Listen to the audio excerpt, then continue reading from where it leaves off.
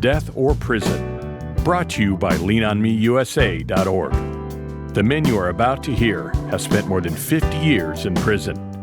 We bring you stories of hope and encouragement. We're talking about unintended consequences, part 2. And to my left, Mr. Elmo Big Mo Golden. Right. And to my right, I have Mr. Raul Lopez. And we're going to continue a conversation that started in our last segment about those unintended consequences and the things that you really don't think about. I didn't think I was going to get caught. I'm too good to get caught. We're not going to get caught. That's not going to be my story. But I know that you have some stories and unintended consequences that you can share today, Elmo. Yeah. Definitely. You know, I was talking to our producer, Ken McKenzie, earlier about a guy that I got into a confrontation with, and it came to the point where we exchanged gunfire. You know, I ended up shooting up his car, and I ended up shooting him. And I was 16 years old. And I've told Ken this lasted for 30 years. It lasted for 30 years. I'm gonna be real brief about what I'm saying so that you guys can just get an idea. Now, for me to be 16 years old and carrying a pistol, a weapon, it's got to be something disturbing about that anyway. So me and this guy, we got into it, and then one day the police came to my house and they said, well, Mr. Elmo Golden, we have a warrant for your arrest for shooting this guy. They take me down. I do 21 days in jail. I get out. They put me on probation for 2 years. Now, my mother has to be involved because I'm a juvenile. So when I go back to court to get the sentence of probation, she has to go with me. To get out of jail, she has to come get me because she's responsible for me and my actions.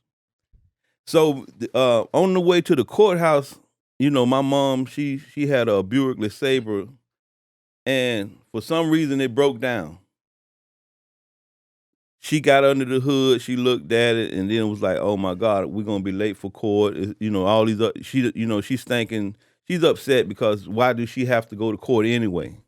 You know, where did I get the ideas of carrying a weapon and dishonoring her name, and who taught me that? And we were going through all this stuff. So 2 guys came up and they said, excuse me, ma'am, can I help you? And she said, I don't know what the problem is, but something's wrong with my car. So they tell her to get back in the car, and they get in and look, and they come back and tell her, say, okay, it's your radiator. We'll fix that real quick.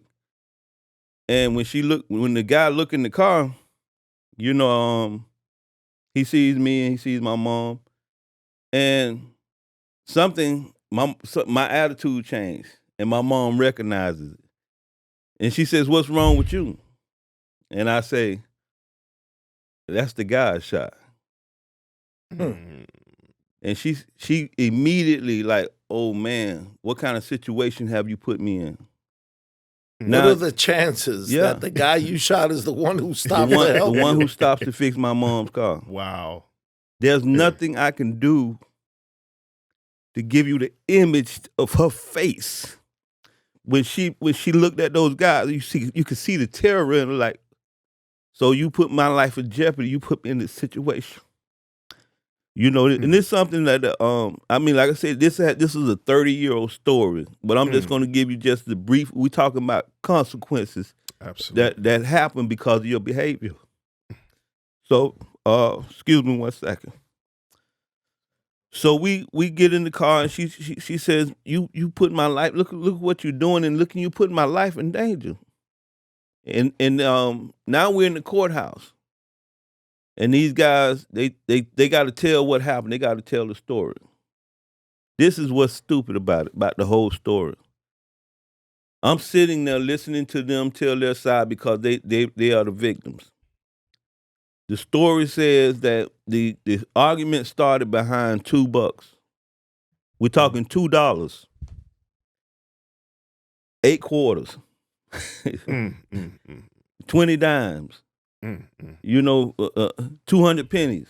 You know, I had gotten to the point where human life didn't even matter to me. And so the guy when the judge looks and says, you shot a man because of $2. But we're talking about now, I shot him because of principles. He disrespect me. And so because of that, this is how I retaliated. Now, the judge asked me, said, but you went to his house. You knocked on his door. This man had 3 kids in the house, his wife, and a friend. And here I am out there, pop, pop, pop, pop. I'm knocking on his door, come on outside. Yeah, you remember me, you disrespect me. Here you go. You know, and I'm telling this story because I first of all, I want you to know how far a man's mind can go at such a young age. Because we're after our youth right now, and we know that truth is what we need. Absolutely. And so I had then got to the point to where I couldn't understand what human life was, and but I knew how easily I can take it. And then at the same time, I had no identity, so I was trying to make a name for myself in the street too. And the first rule was never disrespect me. That was the first rule. So now let me go back. I didn't immediately get arrested. The lady of those 3 children, she had to drop her kids off to a nursery. The nursery is from here to where you're sitting.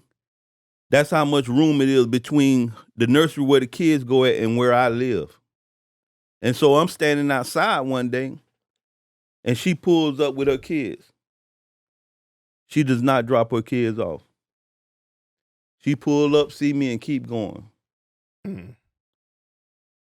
Traumatized this young lady. Now I have these 3 kids now that can't go to school. She's on her way to work. She can't go to work and be to work on time because I'm there. The kids are there. She's thinking now, this guy's going to hurt me or do something in front of my kids or to my kids now. So we get to the meat of it. It was that I meet this guy's father, and I don't know this father. I meet him 7 or 8 years later, and we're working together, and he's teaching me. He's giving me a skill in to being a chef.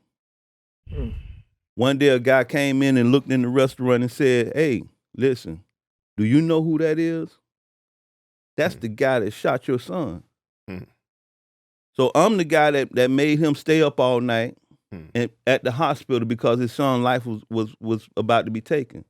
I'm the one that made him worry day in and day out where his son lived. I'm the guy that disrespect his family and violated every principle that he taught his son. And so that everything changed then. And his daddy told me he was going to kill me. And I'm going to tell you more of the story later on, but remember, this is a 30-year-old story that affected so many people. It affected those kids. It affected the people that was in that neighborhood. It affected my mom. It affected me in a way that every time I think about it, it's shameful. It's shameful. And so now, here I am. I was sitting in jail because of $2. So we don't mean to hurt anybody in that way, but we've been hurt. And so since we've been, you heard hurt people. And so it caused us to respond and react in a negative way. Everyone can identify with doing something that you didn't think about the ripple effects, and you don't have to deal with those alone. We're here. That's why it's lean on me. We're saying you can lean on us. I was sharing before, and I'll take the time briefly to share. I was driving my car, and I didn't see the stop sign, so I got a ticket for taking the stop sign. It was dark that night, and I go to court. I figure I'll pay the ticket at court and see if I don't get points on my license. But as I get off the elevator at the courthouse, I look on the bulletin board, and I see the name of the judge who presided over our 6 cases. We had 6 different cases. And I remember I felt something on the inside that says, I got to go see this man. Mind you, this is 14 years later. I had done 12 years and I had been out 2 years. I was an elder at the church, and I was very involved, which, by the way, let me say this. None of the men that you see here are more spiritual, more Christian, pray more, or more holy than anyone. I could really attest that when you're broken, I really think that was the motivating factor. Elmo didn't do 17 days, 17 months. He did 17 years. That's right. 17 years. The second time. Yes. 14 and a half years, 12 years for me, plus the county time, and all the suffering went through. I really believe sometimes you need to be broken, and that's when you really reach out to God. This is not about religion. This is about men who really had enough. We weren't raised that way. Right. And we did what we did. But you can change. That's the point I'm making. You can change. Anyway, I go up in the elevator to see, and I see the bailiff. And I said, I would like to see Judge so-and-so. And he says, what do you want? I said, well, the judge is the one who presided over our cases, and he sentenced me. He says, wait right there. He thought maybe I'm coming back to do something to the judge, because usually I said, no, I want to thank the judge. He says, hold on a minute. He goes in the courtroom, and they were in recess, and the judge was presiding over another case, and he opens the door and says, come on in. And I said, Your Honor, do you remember me? And he looks at me. Mind you, it was 14 years later, so I had changed a bit, a little bit more gray hair. And he says, no. I said, remember the case in 1995 and 96, the Lopez brothers? He says, oh, yes. Everything came back to him. I said, Your Honor, I just wanted to thank you. We got another opportunity at life with 28 armed robberies, 19 armed kidnappings. I mean, hijackings. We were never supposed to see the street. He, in the middle of the trial, says, I don't know why, but I like the Lopez brothers, and I'm going to give them a plea of 12 years. The prosecutor was livid. He threw his book down and says, this is an atrocity. How could you do this, Your Honor? And this was the judge. By the way, we're not talking about a pushover judge. This judge actually had given life sentences left and right, but something happened there. God was in the situation. But anyway, I tell him, Your Honor, you remember? He says, yes, I do. I just wanted to let you know I've been out for 2 years. I'm very active in my church. They just promoted me to be an elder in the church. I preach the word. We help the homeless. My church, this. And he says, really? And I remember he did something that you never see a judge do. He said, come here, young man. And he opened the little door that opens. You never see anyone go behind there. He's in his black robe, and I'm facing the judge, and he says, you know what? You've made my day. And I remember a tear came to his eye. I got all emotional, but we're macho men, so I held that back. And he took his briefcase, and he took out a card, and he says, you know what? Here's my card. If there's anything that I can help you with or anything that I can do, just let me know. I'm riding back in the elevator, going downstairs, and I'm telling myself, did this actually happen? And the reason I share that, because in the midst of all the agony, the pain, the consequences, negative, that we hurt our families, our children, our mothers, there's also things where God will use a situation to really make an impact. And I was walking out of the courtroom, and I remember him telling, I don't know if it was another lawyer, but he told someone in the courtroom, you see, I make some very hard decisions with what I have to do. And it is so refreshing to see somebody come back and see that it was a positive thing for the decision I made. So I know about recidivism. I know how many people fail. But let's not get caught up in the negative. There are people who do make it. There's a scripture that comes to mind, and it's in Proverbs. I want to say it's 21:1. The king's heart is in the hand of the Lord. He turns and as it. the rivers of water, he turneth it whithersoever way he will. So if you're listening and you hear that today, someone stopping a trial, that's unheard of. I'm going to tell you from our standpoint, from being in the courtroom, Ain't nobody stopping nothing. Once you've picked the jury, they spent money on this because it's, there's an investment, there's time. Ain't nobody stopping no trial and giving you nothing. So, but God. And so if you're listening and you're in a situation where you think that it's hopeless, if you're in a situation where they said, you know what, there's nothing else that we can do, there's definitely still hope. That's right. There's still hope. When we look at law enforcement, we look at our judges and the prosecutors, that changes when we're inside. Because now our family are victims because somebody can go in and rob them. Somebody can go in and break into your home. Somebody can take something from them. Somebody can do the same thing we did to your family. And so who are you going to call? It ain't Ghostbusters. You want law enforcement there. You want the judge to be fair when he's passing down the sentence and let him know. Because there are so many days and nights that I prayed for law enforcement to protect my family. Yes. That and when you go in front of a judge to be married, you fall in love with that judge, or you go in front of that judge to have something overturned. You're in love with him. But when that judge has to do the opposite of that, when he has to pass down a sentence, he becomes your enemy. Change the way you go in front of a judge. Change your behavior, change your thinking, and you'll see a different type of person.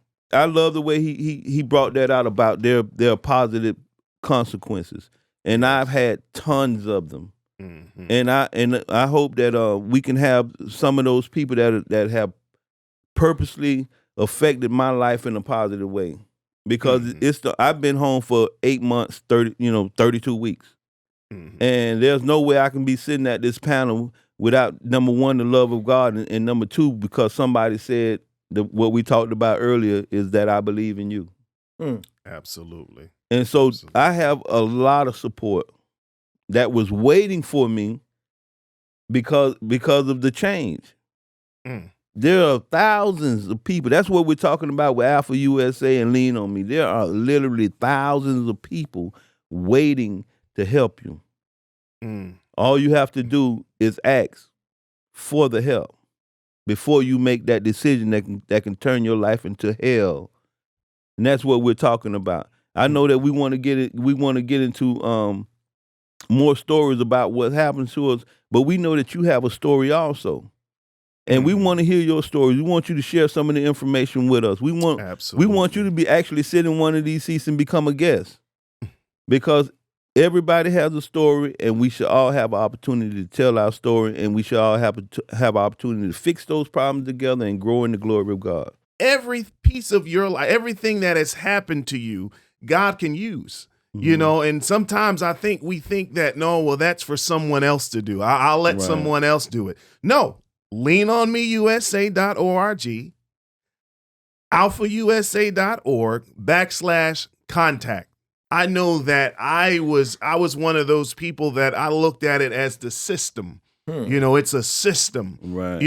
Until I needed the benefit of the system to work for me on my behalf. It wasn't a system no more, like you said. Now I need you, Mr. Judge. I need you, Mr. Police Officer. I need you. These people that sometimes, if we're not careful, we talked about colors and we talked about racism, but then there's this us against them, and we're going to get into that in the coming weeks. It's this us against them because it feels better to blame someone else than to look in the mirror and say, you know what?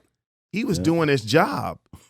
If someone were breaking into my mom's house, I'd want him to pull out the gun and say, stop, freeze, put down the TV too. And if someone had done something, I'd want them to have the benefit of learning from that's what fathering does. We don't, if we're a father or a grandfather or an uncle, or even when you're mentoring youth, there's certain things that are necessaries for the child to learn because we love them. Listen, I don't want this action to continue because I can see the ripple effect. If you continue this behavior, you could lose your life, you could lose your freedom. And so I look at it like the question that you asked about, how do I look at mercy, or how do we look at mercy and grace? I look at it from a whole nother standpoint, because I know that there are times when there are disciplines that need to be met out.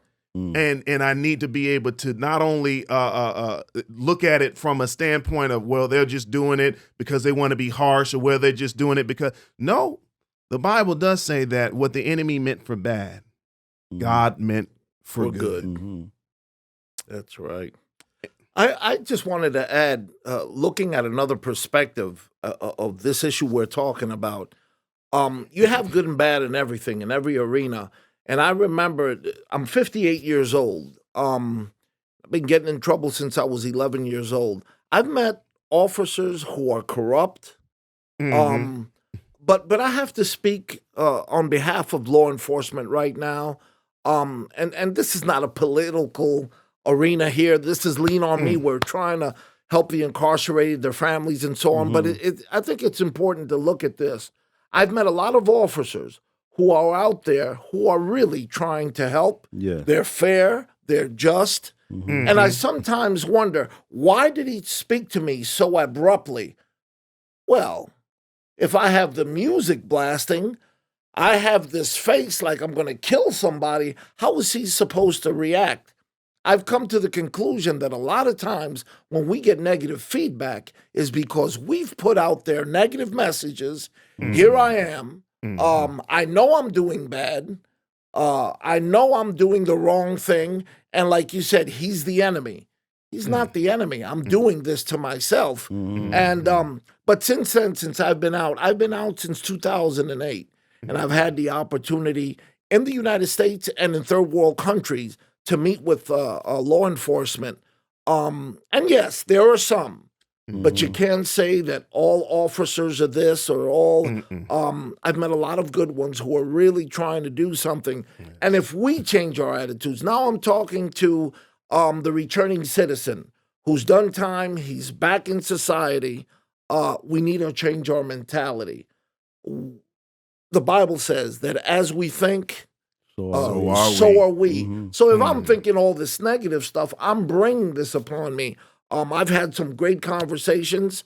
I can't say I have a close friend, but I have associates who are in law enforcement. And it's a beautiful thing. Our producer, Ken McKenzie, working with the Federal Bureau of Investigation, and the heart that he has for the incarcerated and family members. So my point is we have to change our mentality and let God work with us, because with all the resentment, we're not getting anywhere if we want to continue to progress and go forward. Absolutely. We need balance on every level.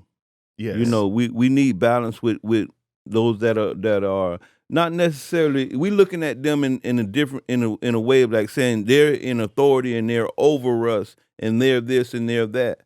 But if you look at what they're there for, if you look at their creed, they're there to protect and serve. And what we've made them out to be is these people that want to come and oppress us. When really they're there to protect us, to serve us, and we've treated our law enforcement, our judges, our elected officials in such harsh ways to where we don't allow them to make any mistakes.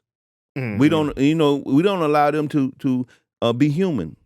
And so we have to change that way of thinking. We have to look at our own behavior, like he said, towards the men and women that serve us. In closing, I do want to leave the information again, leanonmeusa.org, alphausa.org/contact. Just remember that this is nationwide, available nationally. There's a director in every state who can be contacted off the website, who can provide guidance towards mentoring and a welcoming church. So I just say thank you all for listening today. We thank you for watching, and we're going to be at this next week. Next week we will see you. So you all have a blessed day, and thanks so much. Thank you very much. Thank you, guys. Join us next time on Death or Prison when Elmo sits down with the man he shot. Find out how forgiveness heals. Looking for a welcoming church? Connect at leanonmeusa.org. Death or Prison is a production of leanonmeusa.org. Copyright 2020. Death or Prison is offered for information only and is not intended as legal advice. Thank you for listening. I can change the world. Each one, teach one. One boy and girl. Maybe we can change the world.